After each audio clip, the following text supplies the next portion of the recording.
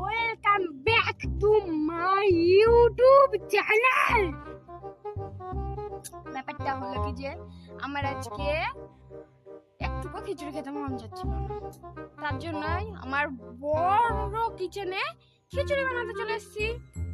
তো দেখো তোমরা আমার কিচেনের কি অবস্থা আর কতটা খিচুড়ি বানিয়েছি, কহারি বানিয়েছি। যে গাইস আমার কিচেনের অবস্থা এইরকম, এই যে আখার পরে এত ছাই, এই যে জ্বালান, এই যে এক হাঁড়ি খিচুড়ি হচ্ছে, এই যে এক হাঁড়ি হচ্ছে, আর এইদিকে এক হাঁড়ি নামিয়ে রেখেছি খিচুড়ি, আর এক হাঁড়ি হচ্ছে। দেখতে পেলে আমার খিচুড়ি কতটা হলো। আমার খিচুড়ি প্রায় শেষ হয়ে এসছে রান্না করা।